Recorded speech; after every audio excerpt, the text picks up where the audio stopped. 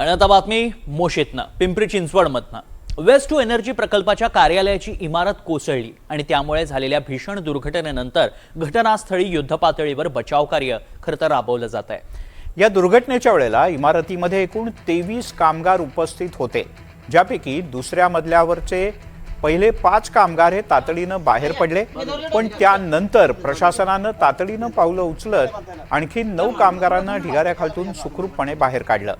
आणि अजूनही 8 ते 9 कामगार अडकल्याची भीती व्यक्त केली जाते। शोध मोहिमेत वेग आलाय। शोध मोहीम कशा प्रकारे राबवण्यात येते या संदर्भात पालिकेचे विशेष अधिकारी किरण गायकवाडांशी खास बातचीत केली आमचे प्रतिनिधी सूरज कसबे यांनी। काही काळ बचाव कार्य थांबवल्यानंतर आता अडकलेल्या 8 जणांचा शोध पुन्हा घेतला जातोय। बचाव कार्य करण्यामध्ये आता बदल करण्यात नक्की काय बदल करण्यात आले आणि कशा प्रकारे आता पुढील मोहीम राबवण्यात येईल। माझ्यासोबत पिंपरी चिंचवड महानगरपालिकेचे विशेष अधिकारी किरण सर, काय सांगाल? स्लो ड्राईव्ह घेण्यात आला होता, आता पुन्हा काम सुरू करण्यात आलंय, काय अडचणी येत होत्या, आता अडचणी त्या दूर करण्यासाठी कशा प्रकारे प्रयत्न केले जाणार आहेत? ती जी इमारत आहे जी दुर्घटनाग्रस्त झालेली आहे त्या इमारतीला मध्यभागी तडा गेलेला आहे आणि तिच्या आजूबाजूला देखील मोठ्या प्रमाणावरती कचऱ्याचा ढिगारा आहे।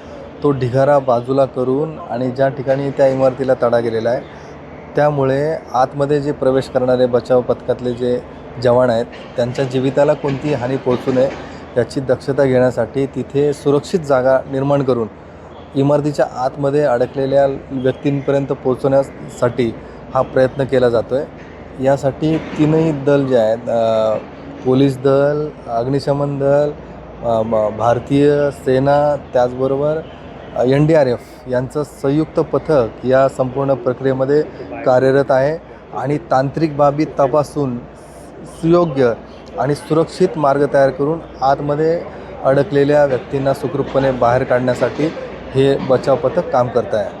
साधारण किती वेळ अजून लागू शकतो? हे संपूर्ण ऑपरेशन अजूनही सुरू आहे, अजून किती वेळ लागू शकतो आतमध्ये जे अडकलेले कर्मचारी आहेत 8 त्यांना बाहेर काढण्यासाठी?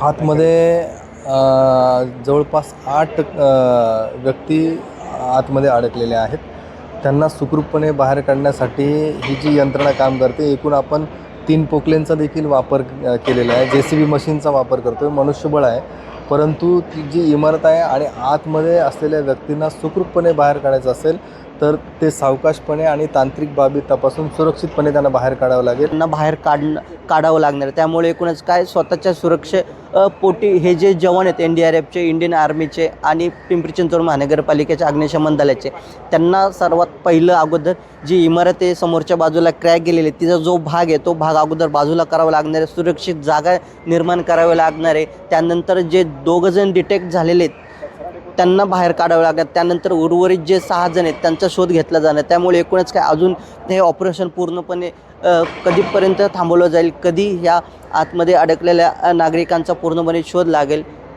हे पाहणं आता महत्त्वाचं असणार आहे। सूरज कसबे, NDTV मराठी, पिंपरी चिंचवड, पुणे।